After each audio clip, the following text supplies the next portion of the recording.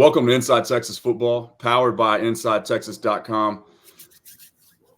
Justin, we got us a special one today, a fun one. Before we talk about this player here, be sure that you guys are liking and subscribing to the channel. Really helps us out. Like we always say, it's completely free to you and worth every penny. I promise it's worth it, especially today when we talk about Tyanthony Smith, Mary Flipmas. It's always fun to get a flip and a commitment of this caliber, right? But it's even better when he's flipping from that one particular school in Texas A&M. Justin, how did Texas snag him and lure him away from those people out east? You know, this is going to be a fun one to talk about later. You know, as Eric Nolene, my trusty partner at Inside Texas, at our co-pilot, as we like to do a little rundown on signing day stories, backstories. This is going to be an interesting one to tell. You know, Tyanthony Smith, when I met Tyanthony, he was kind of wanting to go out of state. And in Jasper, that's kind of rare. You don't have kids in Jasper there. Normally, that's Texas A&M country. Yep. There's a lot of guys come through that way that are Texas A&M guys. And so Tyanthony jumped in early. He really liked playing or being the idea of playing for an elite defense. Throughout his whole recruitment, that was the one data point he kept telling me. I want to play for an elite defense. I want to go somewhere where they've got players on that side of the ball that I can fit in and we could do great things. And so at the time, A&M had those guys. They had those bodies. They had those holdovers from that big-time recruiting class 2 years ago, that gigantic defensive front and stuff like that. And then A&M's season happened. And it didn't necessarily go the way most people thought it was going to go. Actually, I think it probably went away as most people did think it was going to go. As a matter of fact, Jimbo Fisher gets removed, and his contact, Elijah Robinson, who came in as an interim and did a great job, quickly went up to Syracuse, and he's now the defensive coordinator. And so he felt he just lost his position coach. Now, he was still solid to A&M. But Jeff Choate and Smith were building this relationship kind of quietly for about the last 9 months. And it was one of those things where it was never really publicized, but Tyanthony was always talking to Texas, and he was initiating some of it. He just didn't want that as much as public as the other. He wanted to give A&M the benefit of the doubt. And then Jimbo's fired and E-Rob, and they bring in Mike Elko. And I asked him immediately, hey, man, defensive guy out of Duke, used to be a defensive coach at A&M. You know, what are you thinking about this hire? And he's like, man, I like this guy. He's got a good vibe. I'm going to meet him. I'm going to talk to him again here pretty soon. And, I'm probably going to stick to this. And then time just happens. And A&M's class is somewhat – they're losing guys left and right. All over the place. And Tyanthony kind of saw the writing on the wall. Then he makes a visit to Austin right before signing day. He gets to see all the bells and whistles. He had never taken an official visit to Texas. And you know how rare it is? He had one scheduled for the Texas Tech weekend, correct? Yes. Yeah. And he had one scheduled. Actually, originally, I believe there was one scheduled also in like mid-June. Got it. And they just never happened. There was a time period I didn't think they were going to stay connected.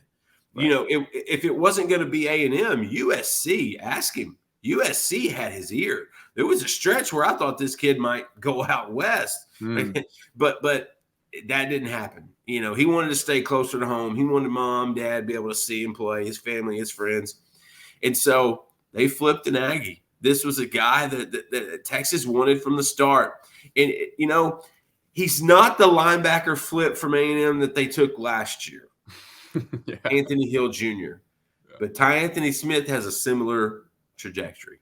This guy can do a lot of good things, and that's how you flip an A&M player. You just stay the course. You let the games play out. You let the expectations, crash like they usually do in College Station. Tyanthony read the writing on the wall, made the call. And let me tell you something. This is even bigger because Jeff Choate's not going to be his linebacker coach. Exactly. Yep. That, to me, shows Sark's foundation of this group and this family, because the fact that the guy that he really, really liked isn't even going to be there by the time he enrolls.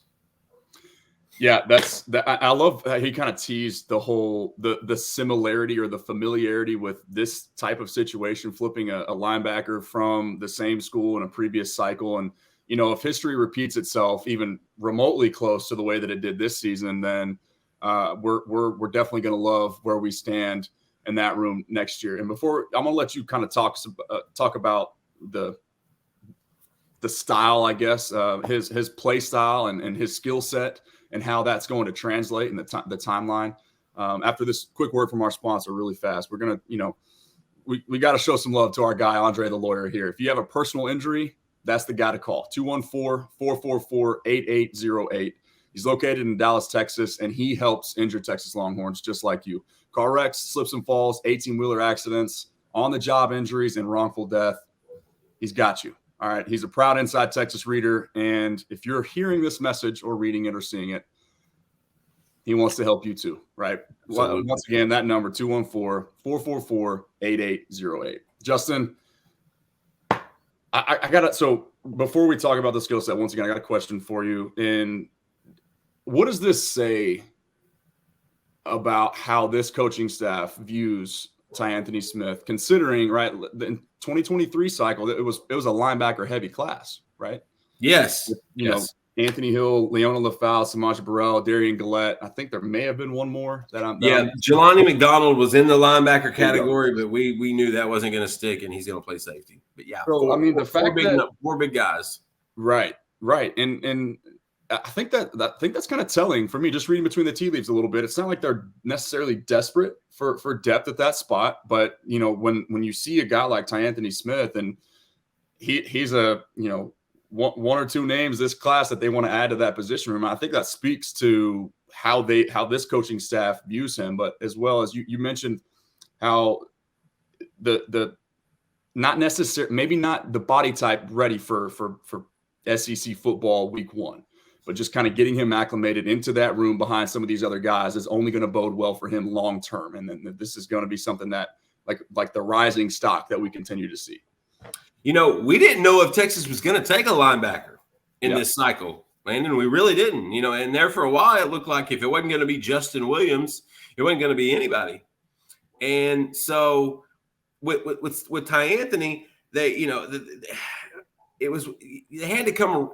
It wasn't so much coming around on him, but he's 6'1", about 210 pounds, and that's probably stretching a little bit. You said soaking wet with boots on, right? Exactly. And so, I think it helps him being the only linebacker take in that class, because that's actually going to benefit him. He'll have more opportunities in that regard. He doesn't have a college ready body, but he does have a college ready mindset. He is an ultimate team guy. He is a whatever it takes type of guy. We were talking pre-production.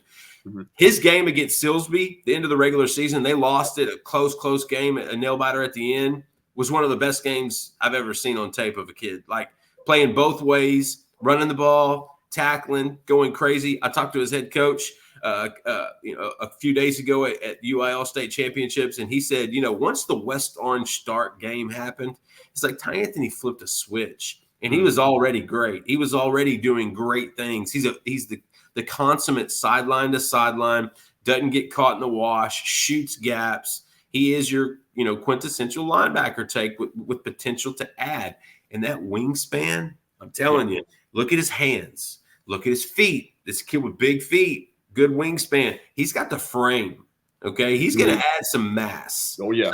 Some explosive mass. You don't want that kid getting bulked. You want explosive mass. You want to be able to keep that, because he does have some twitch to him. And that's the kind of thing that's different with him at linebacker than those other linebacker takes. He's kind of in the Mo Blackwell type of frame, to where he's got that ability, and he can get to 225, 230 with no problem. And if he does, he is going to be an absolute terror.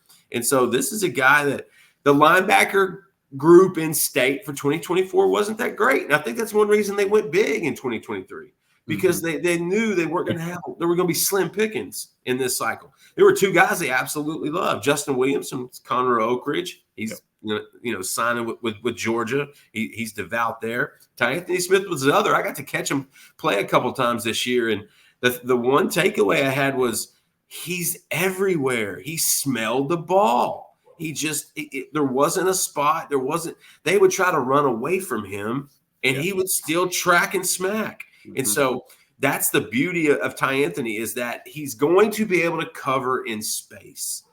That's the biggest thing with linebackers in 2023. That's it right now when it comes to modern football. College, NFL. You said it in one of our other videos, positionless football. Just be, and Tyanthony's got some hybrid to him. He's got some of that Mo Blackwell to him. And so I think that's if you're going to take a linebacker in this cycle, Tyanthony Smith is the one to take, especially when you can flip an Aggie. And that's exactly what these guys did.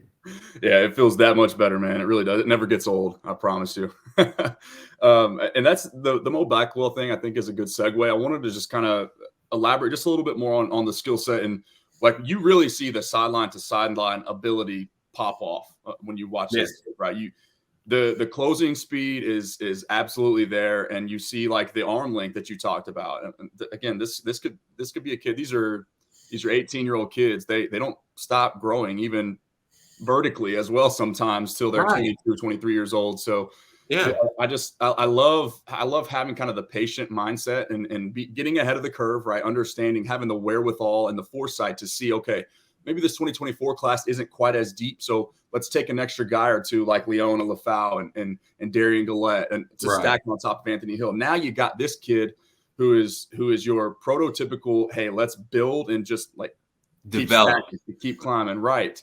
Put him in that room and watch him go. But my last question for you is, like, if you turn the tape on, you watch him, you will notice he's playing with a knee brace on, a pretty substantial knee brace. Is there anything?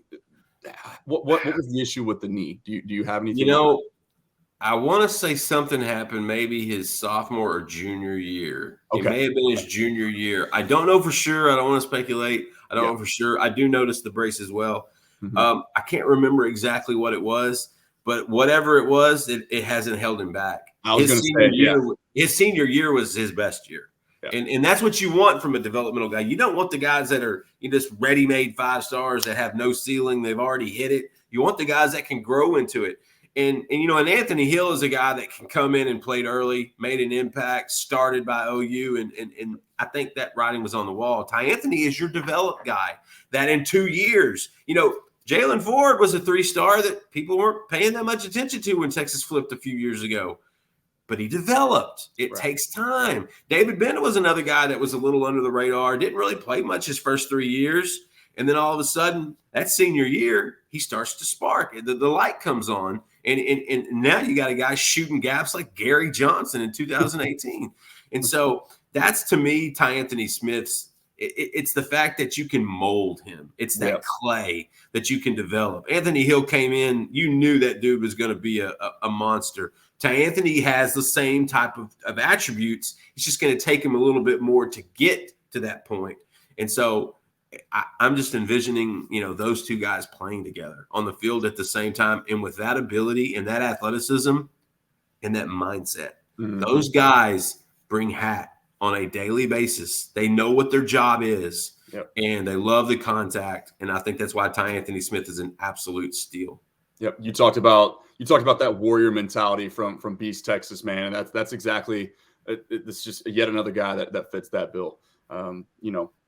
Tyanthony Smith is, once again, it's going to be fun to watch him blossom into the player that we all think that he can be. And again, the coaching staff clearly having that foresight once again as well, right? They see the development there, but they're playing the long game here as well as the short game. It's not necessarily microwave.